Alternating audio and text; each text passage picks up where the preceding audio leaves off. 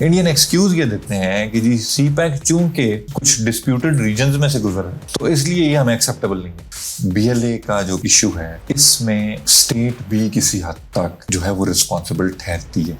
आपने देखा ना कि हमने शरीफुल्लाह को यूएस के हवाले किया। इंडिया वही है एक्सटर्नल फैक्टर जो कि सारी चीज में शेप आपका उसको इन्फ्लुएंस करने की कोशिश करता है। होता ये है कि जी जब टीटीपी वाले आउट ऑफ कंट्रोल होने की कोशिश कर रहे होते हैं तो स्टेट एक फुल ब्लोन ऑपरेशन ज़रब-ए-अज़्म के नाम से एंड देन रद्दुल फसाद के नाम से स्टार्ट करती है और इनको एलिमिनेट करती है। मतलब ये नहीं सोच रहे थे कि जी यहाँ पे कोई बाहर की हुकूमत तो नहीं बैठी ना, कोई कैप्चरिंग फोर्स तो नहीं है। यूएस तो अफगानिस्तान में एक बाहर की फोर्स बैठी हुई थी ना, उसने तो एक दिन जाना था वहां से। वो बीएलए से लड़े, हम दाइश से लड़े, हम टीटीपी से लड़े, किस से लड़े, किस लेवल पे जाके लड़े। कुछ हमारे इंटरनल भी मसाइल थे जो कि बलूचिस्तान में चल रहे हैं, जो कि बीएलए की फॉर्म में और जो कि एक्सटर्नल फंडेड भी है।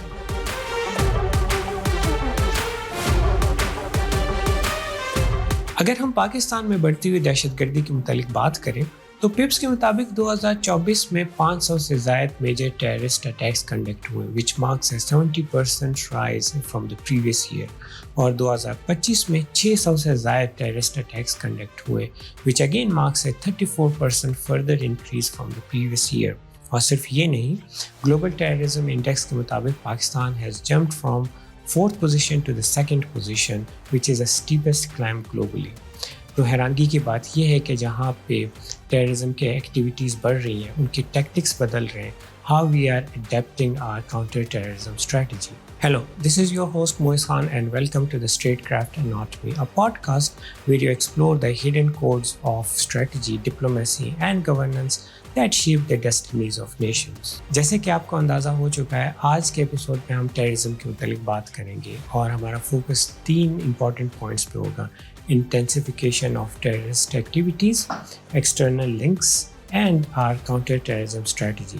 And for this we are joined by Asadullah Khan. He is a senior research fellow at the Institute of Strategic Studies, Islamabad, and he has an extensive experience working and writing on the militancies, particularly on TTP, BLA, and the external factors which are involved in the terrorist activities. So without a further ado, let's begin our conversation.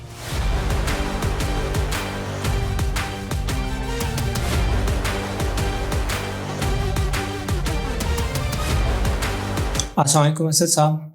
Thank you for coming to the podcast. Thank you Moiz, thank you for having me. Thank you. और हमारी बहुत अरसे के बाद मुलाकात हो रही है। जी बिल्कुल, it's been a time. Coming towards the topic से जब हम दहशतगर्दी की बात करते हैं तो आमतौर पे हम नंबर्स की बात कर रहे होते हैं और उसके पीछे जो महरक़ात होते हैं वो काफ़ी ढके छुपे रहते हैं।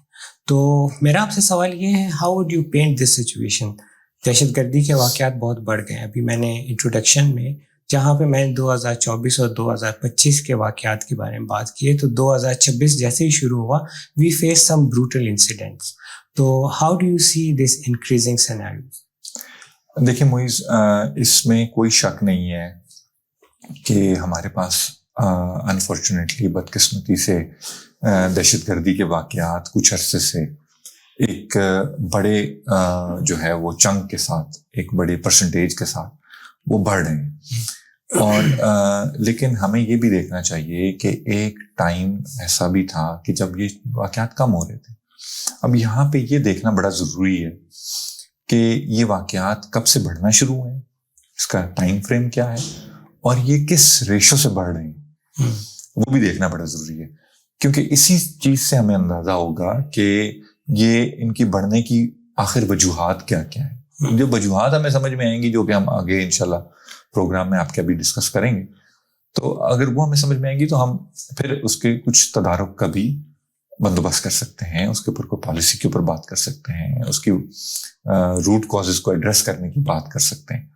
तो ये तो अब अगर आप नज़र दौड़ाएं पिछले कुछ अरसे से, देखिए हमारे पास जो दहशतगर्दी के वाक़यात हैं वो शुरू हुए थे जब हमने ज्वाइन की वॉर ऑन टेरर।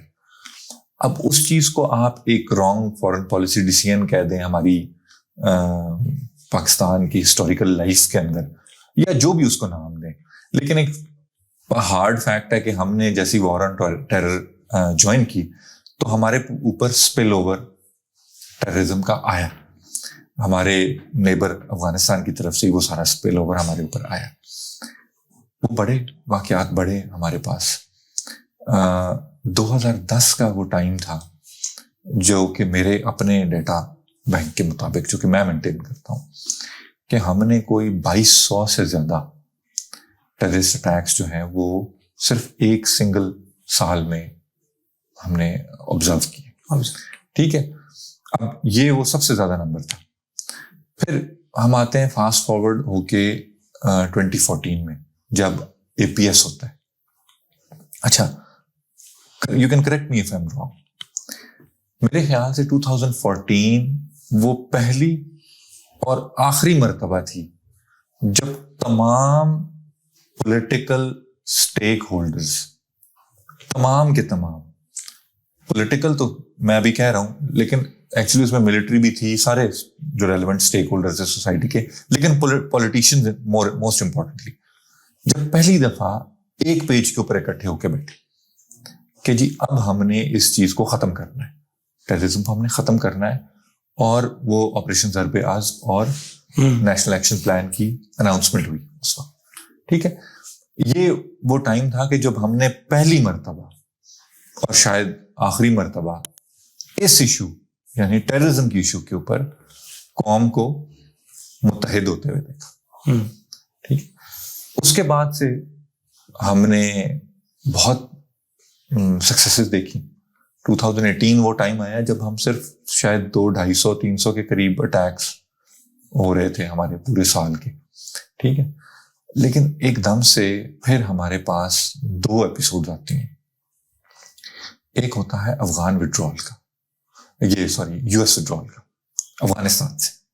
ठीक है, और साथ ही साथ हमारे पास खुद भी एक पॉलिटिकल अनसर्टेनिटी आ जाती है मुल्क के अंदर। ठीक है, ये 2 चीजें जो हैं ये अगेन वजह बनती हैं हमारे दोबारा से इस फिनोमेना में पढ़ने की। एक तो जब अफगानिस्तान से US गया तो वो अपना सारा असलहा, अपनी सारी चीजें वो इसी तरह छोड़ गया।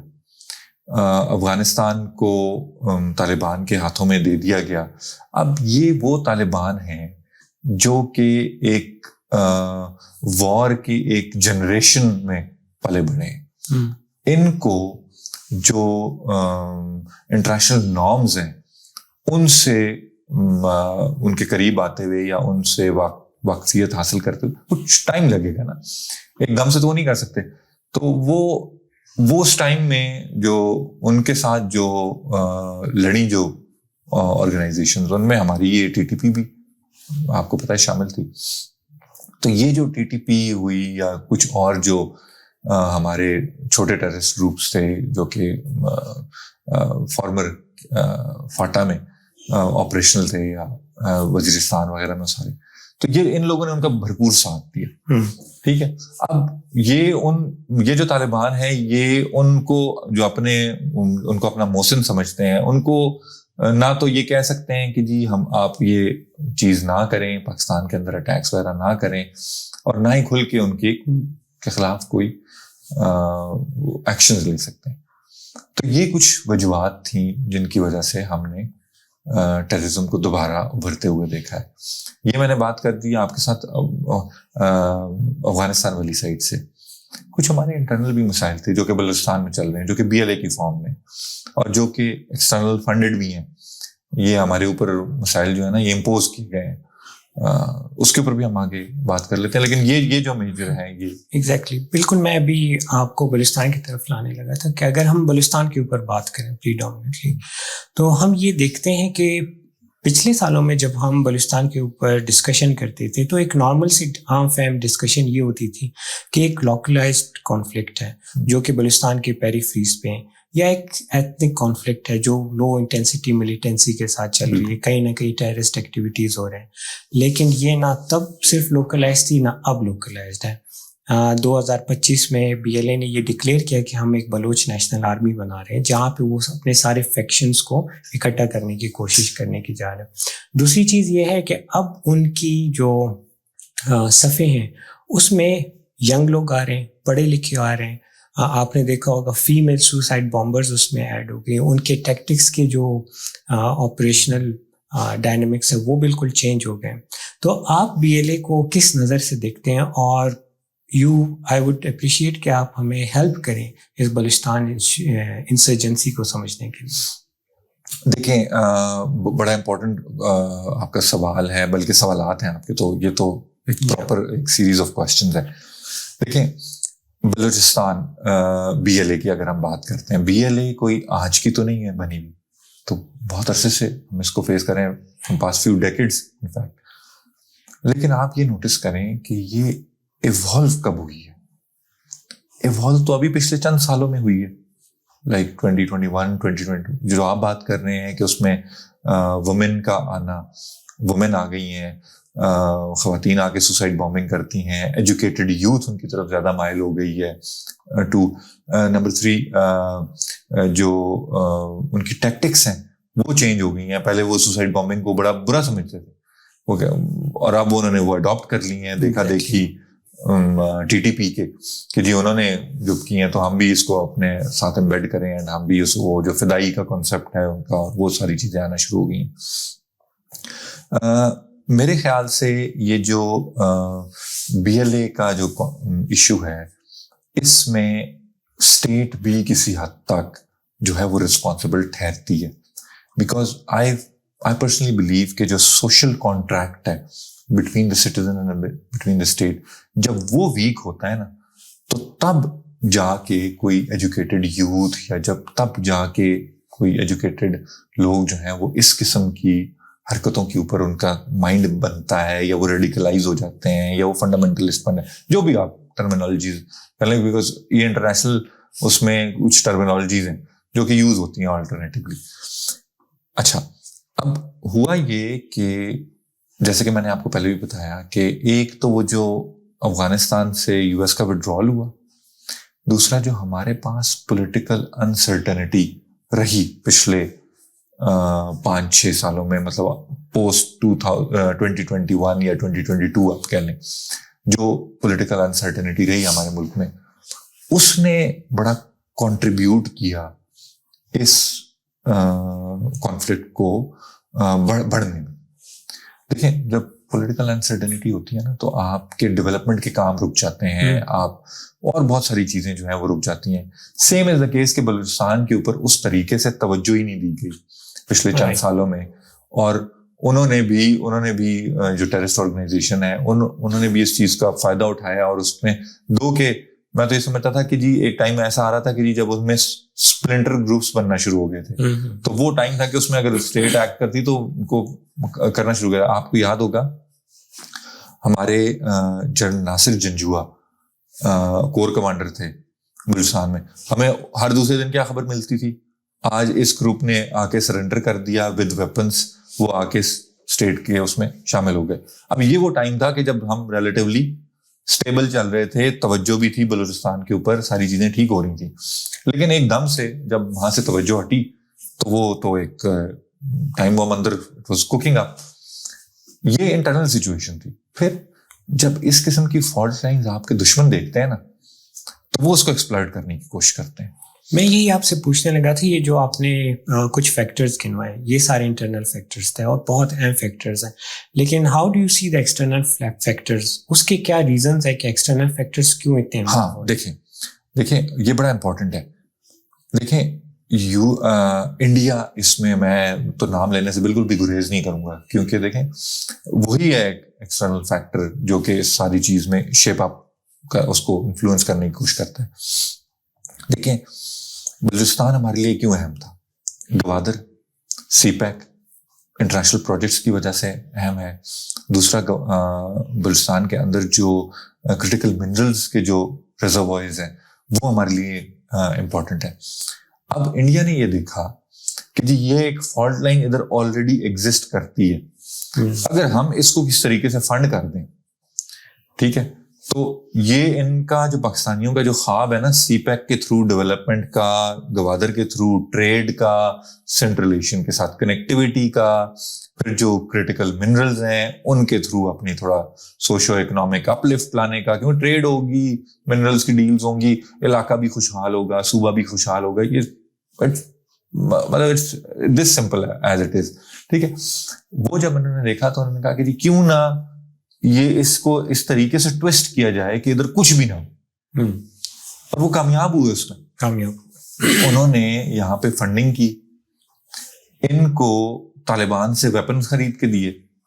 ठीक है, ये सारे वेपन्स जो आ रहे हैं, सारी सप्लाई उधर से, अफगानिस्तान से ही इनके पास आई है ना। और कहाँ से आती है?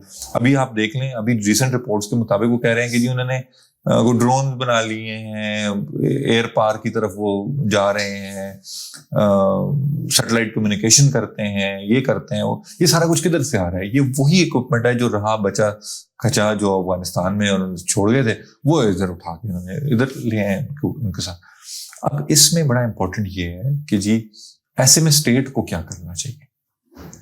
असद भाई, मैं आपको यहाँ पे माजरत 1-2 मिनट के लिए रोकना चाहूँगा। मैं सिर्फ इस तरफ इशारा करना चाहूँगा कि सीपैक के जो प्रोजेक्ट्स हैं, ये कितना निशाना बना और ये कितना रीज़न बन रहा है टुवर्ड्स एक्सटर्नल पावर्स के वो इसको क्या कामयाब नहीं देखना चाहते, या ये इंसर्जेंट्स खुद ही इसको कोई रीज़न बनाना चाह रहे हैं अपने ही एजेंडास को आगे करने के लिए, और ताकि मैसेज बाहर पहुँचाया जा सके। देखिए, सीपैक के ऊपर जो है ना वो एतराज इंडियन एक्सक्यूज ये देते हैं कि जी सीपैक चूंकि कुछ डिस्प्यूटेड रीजन्स में से गुजर रहा है तो इसलिए ये हमें एक्सेप्टेबल नहीं है। I mean this is not a logic to give.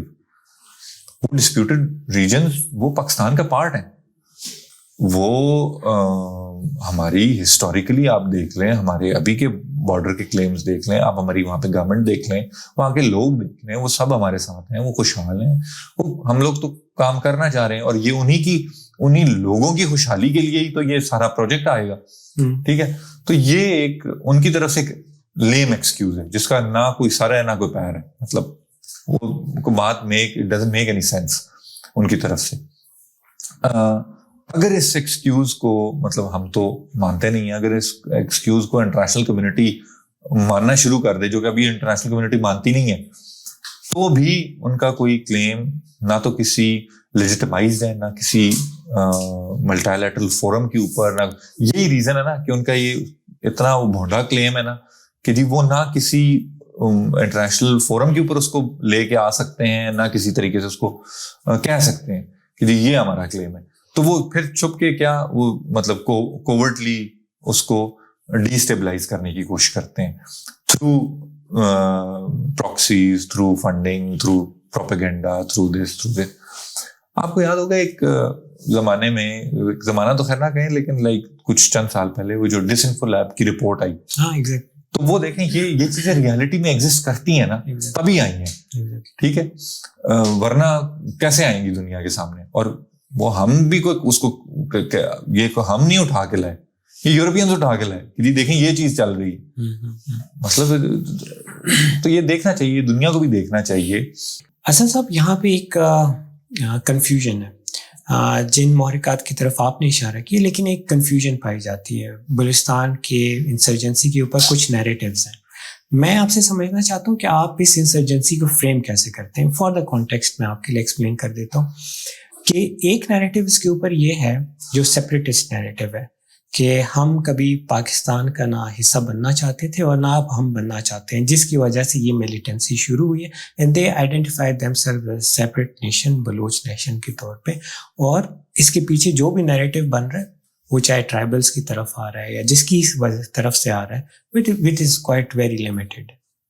दूसरा नैरेटिव जो कि हम थोड़ा सा उसको मॉडरेट लोग उसको थोड़ा सा बयान करते, वो मॉडरेट नैरेटिव ये कि यस देयर आर ग्रीवियंसेस जहाँ पे राइट्स की और बाकी इश्यूज हैं वहाँ पे, तो बलूच नेशन में एक ग्रीवियंसेस पाए जाते हैं, लेकिन उसका जो हल है वो आर्म्स में नहीं है, वो मिलिटेंसी में नहीं है, उसका हल पॉलिटिकल साइड पर है। एक और नैरेटिव है जो फेडरल की तरफ से जाता है, वो भी कहते हैं कि यस हम ये बात समझते हैं कि आपके ग्रीवेंसेस हैं, राइट्स नहीं दिए गए और थोड़ी सी महरूमियाँ हैं, लेकिन हम उसको पॉलिटिकली भी एड्रेस करना चाहते हैं, और जहाँ पे लोग इसको एक्सप्लॉयटेशन की तरफ जाना चाह रहे हैं तो उसके लिए हम ऑपरेशंस भी कंडक्ट करें। और एक्सट्रीम पे एक चौथी नैरेटिव यह है कि उसको हमने सिक्योरिटाइजेशन की थ्योरी में डाल दिया कि जो भी वहाँ पे हो रहा है that is just because of the external powers. वहाँ पे CPEC हैं, वहाँ पे हमारे काफ़ी प्रोजेक्ट्स हैं। एक्सटर्नल पावर्स बेसिकली प्रोविंस को स्टेबल देखना नहीं चाहते, तो just because of instability we have to go all out on the military operations. और उसको हम तो मैं आपसे ये समझना चाहता हूँ आप इसको फ्रेम कैसे करते हैं विद इन दीज नैरेटिव्स, क्योंकि बहुत ज़्यादा कन्फ्यूजन है फेडरल में, पंजाब में, सिंध में और बलूचिस्तान में। इसको मुख्तलिफ लेंसेज से देखा जाता है। आप इसको कैसे एक्सप्लेन करें? देखिए मुइज़, वेरी इंपॉर्टेंट। ये तो बहुत अच्छा क्वेश्चन भी है, आपने बहुत बड़े अच्छे तरीके से फ्रेम भी किया इसको। देखें, जो बलूचिस्तान का या जो KP का जो कॉन्फ्लिक्ट्स हैं जो हमारे पास चल रहे हैं, मैं इनको देखता हूं as an low intensity conflict. ठीक है। अब अगर आप लो इंटेंसिटी कॉन्फ्लिक्ट को थोड़ा स्टडी करें ना, तो वो ये बताते हैं कि ये जो लो इंटेंसिटी कॉन्फ्लिक्ट होते हैं, इनकी डिटेक्शन और इनको ठीक करना, जिसे कहते हैं इनकी resolution, is very very difficult. Because low intensity conflict की लाइफ बहुत लंबी होती है और इसको रेजोल्यूशन की तरफ लेके जाना ही एक सबसे बड़ा मुश्किल काम है। अच्छा, अब अगर आप बलूचिस्तान कॉन्फ्लिक्ट की सिर्फ बात करते हैं, आई पर्सनली बिलीव, जो मेरा ख्याल है, मेरा जाती ख्याल है, वो ये है कि ये कॉन्फ्लिक्ट एक्सटर्नल इन्वॉल्वमेंट प्लस जो इंटरनल फॉल्ट लाइंस है, इन दोनों की कॉम्बिनेशन का नतीजा है। ये दोनों चीजें मिली हैं तो हालात खराब हुए हैं। अकेली एक्सटर्नल इन्वॉल्वमेंट भी कुछ नहीं कर सकती और अकेला इंटरनल कॉन्फ्लिक्ट भी कुछ नहीं कर सकता था। ठीक है। ये दोनों लाइंस मिली हैं, तब चीजें, हालात जो हैं वो थोड़ा खराब होना शुरू हुए हैं, जो कि उस तरफ को गए हैं, जो कि लो इंटेंसिटी कॉन्फ्लिक्ट की तरफ इसको शेप अप कर दिया गया हालात। अच्छा, अब इसमें ये ठीक कैसे होगा, या इसमें स्टेट को क्या करने की जरूरत है? देखें, स्टेट क्या कर सकती है? स्टेट वही कर सकती है जो वो कर रही है। वो जाते हैं वहां पे ऑपरेशन करते हैं स्टेट, ठीक है, जो मिसक्रिएंट्स हैं उनको आइडेंटिफाई करते हैं, उनको न्यूट्रलाइज भी करते हैं, उनको कैप्चर भी करते हैं, उनको रिहेबिलिटेशन में भी डालते हैं। वो सब कुछ जो पॉसिबली वो कर सकते हैं वो कर रहे हैं। इसमें स्टेट के साथ कौन सी ऐसी चीज होगी कि ये कॉन्फ्लिक्ट रेजोल्यूशन की तरफ जाए? मेरे ख्याल से जब तक बलोच सोसाइटी खुद इंटरनली, अब उनको भी एक एफर्ट करनी पड़ेगी। अब ये वो वाला सेगमेंट जो आपने फ्रेम किया कि एक सेगमेंट उसमें ये भी है कि जी जो समझता है कि जी हाँ यार ग्रीवेंसेस हैं, लेकिन फिर भी हमें आर्म्स नहीं पकड़ने चाहिए, किसी और तरीके से मिल बैठ के बातचीत करनी चाहिए। वो वाला फैक्शन अगर स्टेट की सपोर्ट में निकलेगा, वो स्टेट के साथ आके खड़ा होगा, तो हालात बदलेंगे, वरना हालात उसी तरह बिगड़ते चले जाएंगे।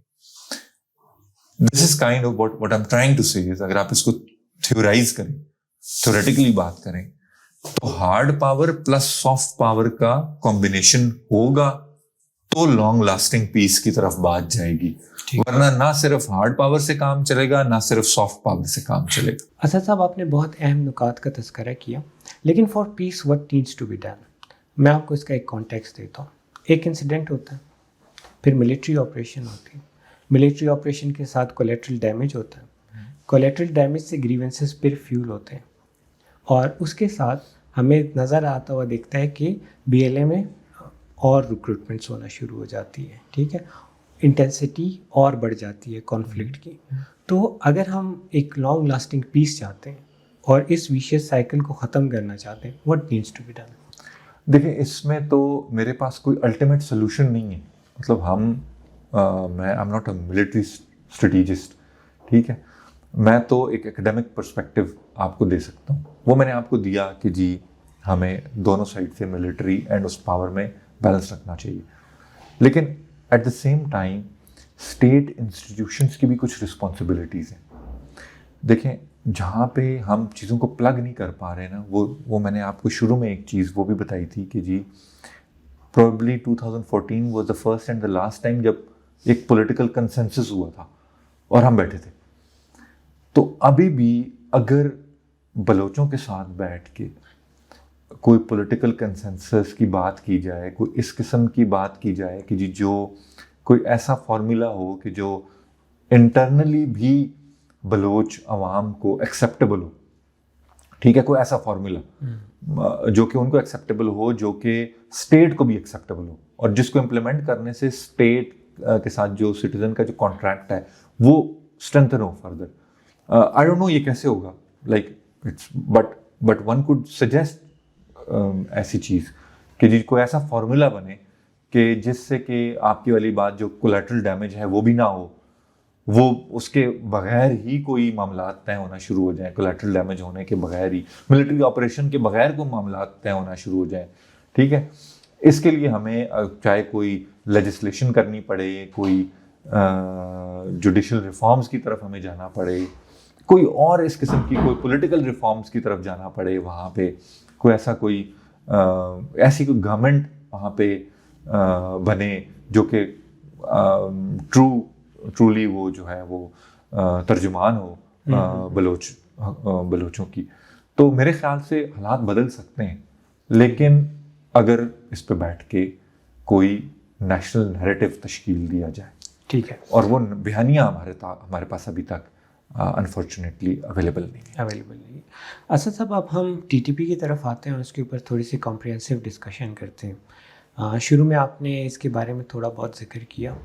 मैं जानना चाहता हूँ कि टीटीपी के ओरिजिन्स क्या है, टीटीपी जैसे ओरिजिनेट हुआ, और according to the latest global terrorism index it is one of the fastest growing militant group inside South Asia particularly, और 2025 में 400 से ज़्यादा अटैक्स कर चुका है पाकिस्तान में। मैं जानना चाहता हूँ इसके ओरिजिन्स क्या है, how it has evolved with the time, और अब जब अफ़गानिस्तान में अफ़गान तालिबान ने टेक ओवर कर चुके हैं, तो अब ये इतना इंटेंसिफाई कैसे हो गया? देखिए मोइज़, टीटीपी को समझने के लिए तो हमें शायद बहुत लंबा, शायद ये एक प्रोग्राम काफ़ी ना हो। बिल्कुल, मैं उसकी हिस्ट्री में तो बिल्कुल नहीं जाऊँगा कि जी वो कब बनी, कैसे बनी, कहाँ बनी, क्या हुआ। लेकिन आपको ये बात अच्छे से पता है कि हमारी जो लॉ एनफोर्समेंट एजेंसीज हैं, they are all capable enough to deal with any kind of a militant or a threat that is present inside the borders of Pakistan. ठीक है। अब होता ये है कि जी जब टीटीपी वाले आउट ऑफ कंट्रोल होने की कोशिश कर रहे होते हैं, तो स्टेट एक फुल ब्लोन ऑपरेशन ज़रब-ए-अज़्ब के नाम से एंड देन रद्दुल फसाद के नाम से स्टार्ट करती है और इनको एलिमिनेट करती है, और सक्सेसफुली वो एलिमिनेट कर भी देती है। मतलब इस हद तक कि ये सारे जो मिसक्रिएंट्स थे ये भाग गए अफगानिस्तान, वहां जाके छुप गए, ठीक है।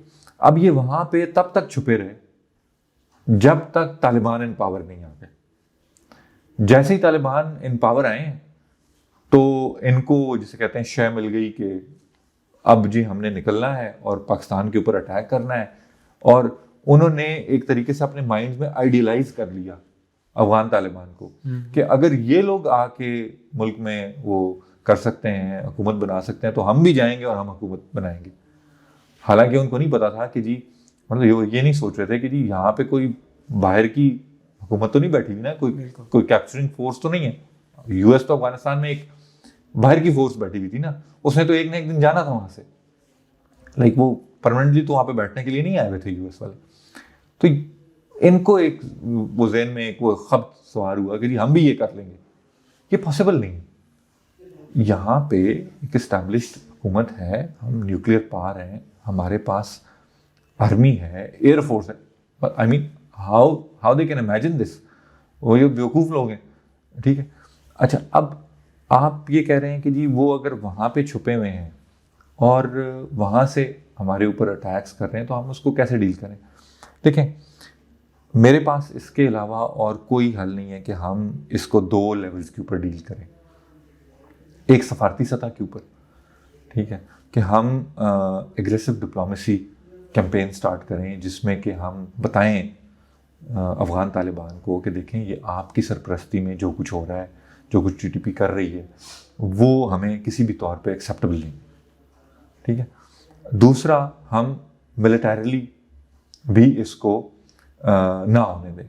उसके लिए हम क्या कर सकते हैं? उसके लिए हमारे पास the only thing we can do is to secure our borders, जो कि हम कोशिश कर रहे हैं। देखिए, हमने तो यहाँ तक कि अपने ट्रेड के ऊपर भी कॉम्प्रोमाइज़ किया। नुकसान है ना, हमारा नुकसान है। जब ट्रेड नहीं होगी डेली बेसिस के ऊपर, किसका नुकसान है? हमारा अपना नुकसान है।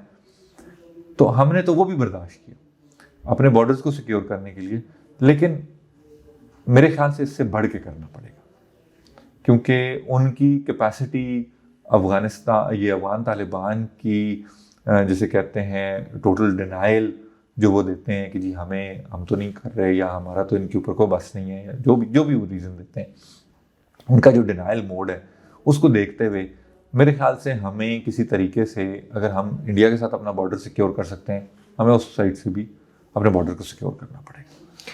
हमारे पास इसके अलावा और कोई रास्ता नहीं है। लेकिन असद साहब, अगर हम इस पहलू पर थोड़ा सा गौर करें कि हमने तो काफ़ी हद तक निगोशिएशंस करने की भी की है उनके साथ, हिस्ट्री में भी, और हाल ही में 2022 में हमने उनके साथ एक निगोशिएशन की अफ़गान तालिबान के मीडिएशन के थ्रू।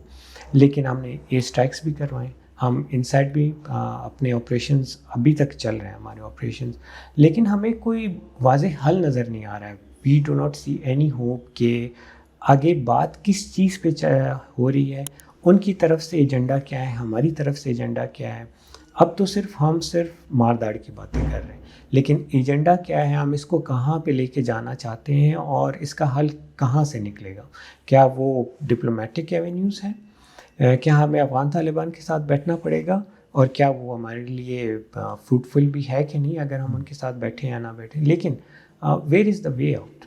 देखें, इसका कोई वन लाइनर वे तो नहीं है, वे आउट जो आप बात कर रहे हैं ना, या कंक्लूजन या वे फॉरवर्ड, मुइज़, ये वन लाइनर नहीं है।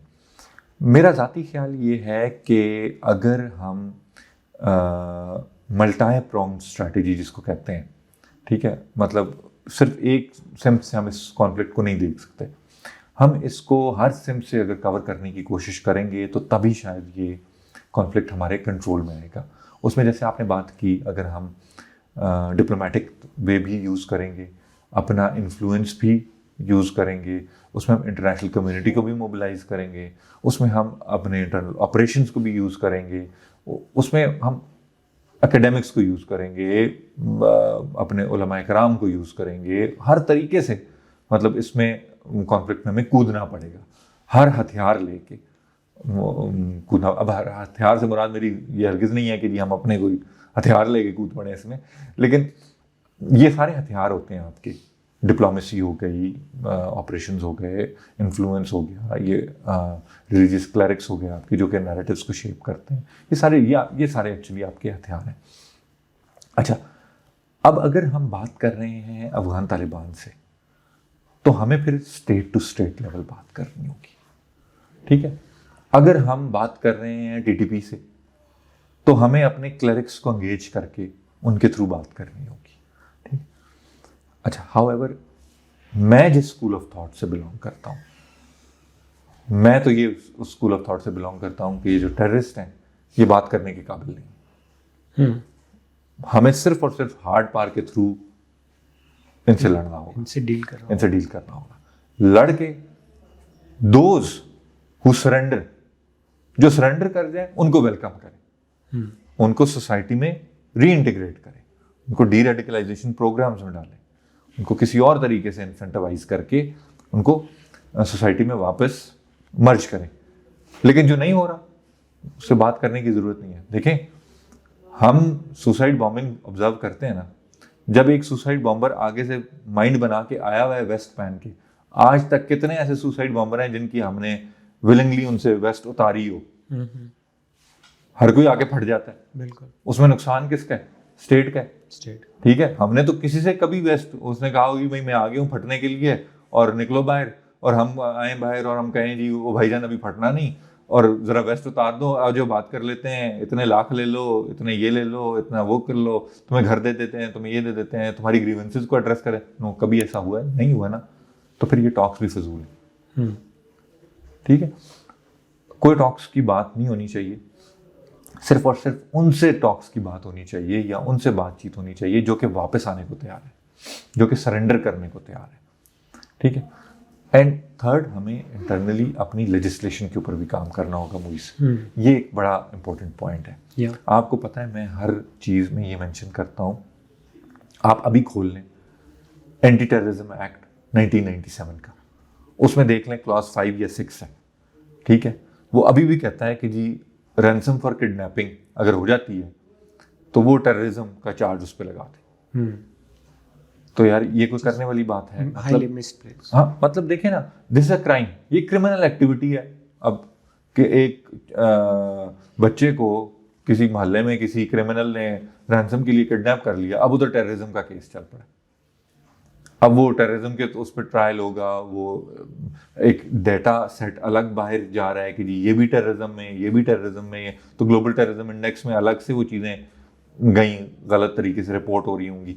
ठीक है, और हमारे लेजिस्लेशन के अंदर जो असली टेररिस्ट हैं वो किसी और तरफ निकल गए, जो इस किस्म के क्रिमिनल्स हैं वो टेररिस्ट में पड़ गए, और मतलब अजीब ही वो निज़ाम चल रहे। तो ये सारे निज़ाम को देखना पड़ेगा। हमें कोई रिवाइज्ड नेशनल एक्शन प्लान की तरफ जाना होगा। हम बात करते हैं नेशनल सिक्योरिटी पॉलिसी, ये वो सारी जो पॉलिसीज़ हैं, इम्प्लीमेंटेशन की इश्यूज आपके सामने हैं। उसमें ये नेशनल एक्शन प्लान हमने किया, हाफ हार्टेडली किया अटेम्प्ट, उससे कितना फ़र्क पड़ा? अगर हम उसको फुल हार्ट से इम्प्लीमेंट कर देते तो कितना फ़र्क पड़ जाता? मैं इसकी तरफ आता हूँ, आपकी तरफ। इन क्वेश्चंस पे हम लोग थोड़ा सा गौर फिक्र करेंगे, लेकिन पहले मैं डिस्कस करना चाहता हूँ ये ISG के चैप्टर को, दाइश को। अच्छा, जब हम पहले दाइश की बात करते थे तब मुख्तलिफ आवाज़ें आती थी कि पाकिस्तान में दाइश एग्जिस्ट ही नहीं करता, लेकिन तब जब इनके अटैक्स और इनकी कार्रवाइयाँ शुरू होने लग गई तब हमने एक्सेप्ट करना शुरू कर दिया कि हाँ दाइश है, बट वो बहुत फ्लूइड कंडीशन में, कभी अफ़गानिस्तान से आता है, पाकिस्तान में अगर आता है तो वो बहुत ही एक स्लीपर सेल्स की शक्ल में नज़र आता है। एक आप मुझे ये बताइएगा कि दाइश की इन्वॉल्वमेंट पाकिस्तान के साथ और पाकिस्तान में कार्रवाइयों की मकसद क्या है, और दूसरी चीज़ आप मुझे ये समझाइए कि ये फ्लूइड कॉन्सेप्ट क्या है, कि इज़ इट पॉसिबल कि जो पिछली टेररिस्ट ऑर्गेनाइजेशंस थे जैसे लश्कर जंगवी या इस तरह के कुछ ऑर्गेनाइजेशंस थे, यही वो लोग हैं जो कि वो नेम अडॉप्ट कर लेते हैं, they start receiving fundings for them, और TTP के फैक्शंस हो सकते हैं इसमें, जो कि नेम चेंज करके अपने ऊपर दाइश का नाम लगा के और वो ये इन हरकतों में शामिल हो जाते हैं। तो ये दो कॉन्सेप्ट्स अगर आप हमें देखें, वेरी इंपॉर्टेंट, दाइश के बारे में जो मिसपरसेप्शंस या परसेप्शंस जो भी हैं हमारे पास, वो उनको अब थोड़ा सा क्लियर होना चाहिए। देखें, दाइश हमारे रीजन में एक रियलिटी है जो कि ISKP के नाम से वो इस्टेब्लिश हुई, इस्लामिक स्टेट खुरासान प्रोविंस के नाम से। ये अफ़गानिस्तान में जी ये इसका वजूद हमने देखा। ठीक है, अच्छा, अब अनफॉर्चुनेटली मुइज़ जो चीज़ अफ़गानिस्तान में पलती है, बढ़ती है, पैदा होती है, वो रीजन में ज़रूर घुसती है, वो रीजन में इन्फिल्ट्रेट ज़रूर करती है। ठीक है, किसी ना किसी फॉर्म में, वन फॉर्म और दी अदर। ठीक है, तो जब ये वहाँ पे पैदा हुई अफ़गानिस्तान में, तो तब तो यहाँ के जो एनालिस्ट थे या यहाँ के जो लोग हैं वो डिनाई करते थे कि जी नहीं, हमारे पास दाइश का कोई वजूद नहीं है। तो ये बात बिल्कुल दुरुस्त है कि कुछ अर्सा पहले तक हमारे पास दाइश का कोई वजूद नहीं था, लेकिन अनफॉर्चुनेटली अब कुछ अरसे से हमने ये नोटिस किया है कि जी दाइश जो है उसका एजेंडा बढ़ रहा है और वो इस वक्त रीजन में फैलने की कोशिश कर रही है। ठीक है, अब वो स्पेस इसके पास कहाँ से आई? दाइश के पास फैलने की स्पेस वो आई उधर से ही जिधर से US ने मैदान खाली छोड़ा।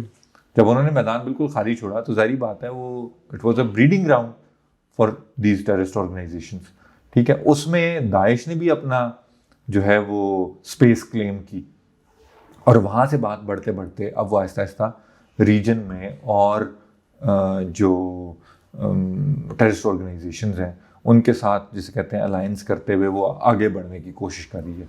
अच्छा, Daesh is a very recent phenomena. ये ऐसा बिल्कुल भी नहीं है कि ये लोग कुछ बहुत ज़्यादा अटैक्स कर चुके हैं या बहुत ज़्यादा इन्फिल्ट्रेट कर गए हैं। हम अभी भी इनको कंट्रोल कर सकते हैं, it's no issue in in controlling them.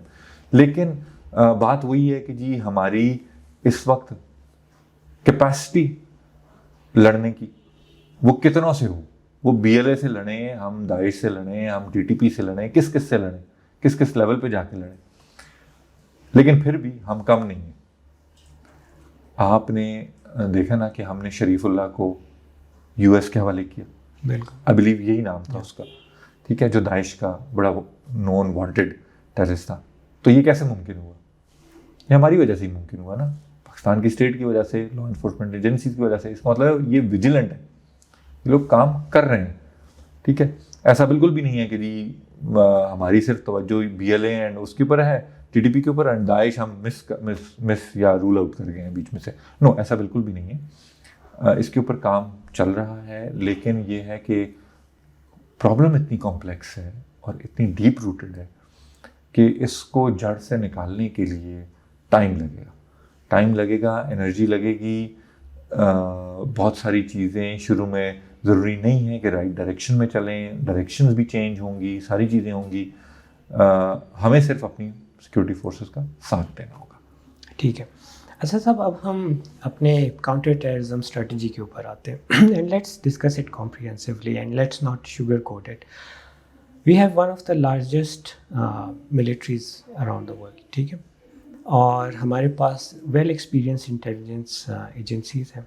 We are spending billions of rupees in our counter terrorism operations, और हमने लेजिस्लेटिव साइड्स पे भी काफ़ी एक्ट्स वगैरह और काफ़ी लॉज हैं हमारे पास, जैसे नेशनल एक्शन प्लान है हमारे पास, और फिर हमने नेशनल सिक्योरिटी पॉलिसी बनाई। इन सब का मकसद ये था कि हम एक कॉम्प्रिहेंसिव सी पॉलिसी तरतीब दे सके जो नॉन ट्रेडिशनल या ट्रेडिशनल दोनों सिक्योरिटी थ्रेट्स की तरफ हम फोकस कर सके और उनके लिए हम एक मजबूत रद्द अमल कायम कर सके। लेकिन still terrorism is on rise. ना सिर्फ TTP की तरफ से, इसमें दाइश भी है, BLA from Balochistan to Karachi और मुख्तलिफ इलाकों में कोऑर्डिनेटेड ऑपरेशंस कर रहे हैं। What's wrong with this? Very important question. I think this is the last question probably, because देखें मुइज़, हमारी जो सिटी की जो पॉलिसीज़ हैं या जो स्ट्रैटेजीज़ हैं या जो भी हम उसको नाम दे लें, आई पर्सनली बिलीव ये स्पोरेडिक एंड रिएक्शनरी है। हम एक इंसिडेंट होता है या एक फिनोमेना बनता है तो हम उसके रिएक्शन में कोई ना कोई पॉलिसी लेके आते हैं। हमने आज तक किसी भी ऐसी पॉलिसी के ऊपर काम नहीं किया, इनफैक्ट शायद दे दी वो पॉलिसी, रिटर्न में आ गई हो, लेकिन उसको इम्प्लीमेंट नहीं किया कि जो कि लॉन्गर रन में इन सारे फिनोमेनन्स को कंट्रोल करे, कर्टेल करे, रोक दे और वो दोबारा से उसकी तरफ ना जाए, जो टेररिस्ट ऑर्गेनाइजेशंस हैं उसकी तरफ हम डैमेज करने की तरफ ना जाए। आपने इसमें बात की नेशनल एक्शन प्लान की। मैंने आपको बताया कि नेशनल एक्शन प्लान बहुत अच्छा प्लान था, हम सब मिल के बैठे उसके ऊपर और उसने सक्सेस भी दी, लेकिन हाफ हार्टेड इम्प्लीमेंटेशन हुई ना। काश हम फुल हार्ट इम्प्लीमेंटेशन कर देते उसकी। अच्छा, दूसरी चीज़ जो मैं ज़ाती तौर पे ये समझता हूँ कि देखें, हमारी फोर्सेस लड़ रही हैं रोज़ाना के हिसाब से, जानों का नजराना पेश कर रही हैं, ठीक है। तो अगर इसमें हम ये क्वेश्चन उठाएं कि जी कहीं हमारी स्टेट की तो विलिंगनेस में कमज़ोरी नहीं है या उसकी विल में तो कहीं कोई वो नहीं, no, this is absolutely wrong. मेरे ख्याल से स्टेट की विल और वो बिल्कुल उस तरीके से मौजूद है, वो ज़ील एंड ज़स्ट के साथ लड़ रही हैं जाके। कमी कहाँ पे? मेरे ख्याल से कमी हमारी पॉलिटिकल विल में। हमारी जो पॉलिटिकल लीडरशिप है, अगर तो वो आके पीछे खड़ी हो जाए ना मिलिट्री लीडरशिप के, कि हम आपके साथ हैं और let's do the legislation as well in the right direction, let's do this ABC, जो हम इस प्रोग्राम में शुरू में बातें डिस्कस करते हुए हैं, जो जहाँ पे कमी है। बिकॉज देखें, एंटी टेररिज्म एक्ट को रिवाइज क्या आपके ब्रिगेडियर साहब करेंगे, मेजर साहब करेंगे, कर्नल साहब करेंगे? नो, ये लेजिस्लेशन का काम है यार, वो लोग आके करेंगे। ये इस तरीके से नहीं होगा कि जी हम एक ही इंस्टीट्यूशन की तरफ देखें कि जी हमें निकालें जी इस मैस में से। No, this is not possible. Whole of a society approach required है इसके लिए। जब तक इस सोसाइटी का, इस माशरे का, इस मुल्क का हर फर्द, खा उसका ताल्लुक एकेडमिया से है, खा उसका ताल्लुक मिलिट्री फोर्सेस से है, खा उसका ताल्लुक पॉलिटिक्स से है, खा उसका ताल्लुक थिंक टैंक कम्युनिटी से है, खा उसका ताल्लुक, हाँ वो स्टूडेंट है, वो खुद आके एक बयानिए के ऊपर लड़ेगा नहीं इस मुल्क के लिए, nothing will change. Right.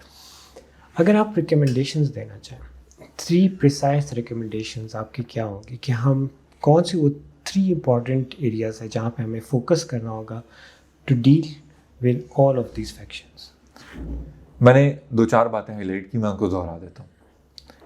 Political and military leadership का टेररिज्म के इशू के ऊपर एक पेज के ऊपर बैठना, खा वो अपोजिशन पार्टीज हों, खा वो पार्टी इन पावर हो, बहुत ज़रूरी है। नंबर 1, बैठ गए, उसके ऊपर नए सिरे से कानून साजी, अपडेटेड तरीके से लेजिस्लेशन के लॉज लेके आना, वो ज़रूरी है।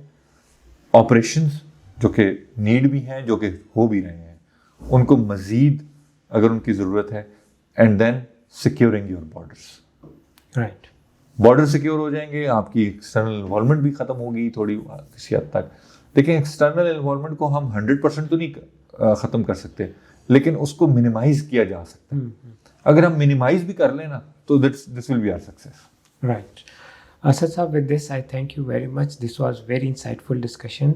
और जैसे आपने कहा कि वाकई ये टॉपिक बहुत ज़्यादा वसी है, तो मैं आपको मुस्तकबिल में फिर जो है तकलीफ़ दूँगा। We will discuss each of the factions in quite detail. Thank you Moiz, बहुत शुक्रिया आपके आने का और इतने इम्पोर्टेंट पॉइंट को डिस्कस करने का। Thank you so much. Thank you so much. So, ladies and gentlemen, Pakistan's new wave of terrorism is not a mystery. It is well documented and data-driven reality. And if there is one key takeaway from this discussion, it is that hard power won't alone resolve this issue. It needs to be coupled with political engagements, regional diplomacy, strengthening of economy, and civilian law enforcement. ये वो तमाम वो factors है जिसकी बिना पे हम एक कॉम्प्रिहेंसिव काउंटर टेररिज्म स्ट्रेटजी बना सकते हैं। And before you go, I would love to hear from you. आप कमेंट्स में लिखिएगा कि आप क्या समझते हैं कि हम अपने काउंटर टेररिज्म स्ट्रेटजी को कैसे बेहतर बना सकते हैं। Please like, share and subscribe. Thank you.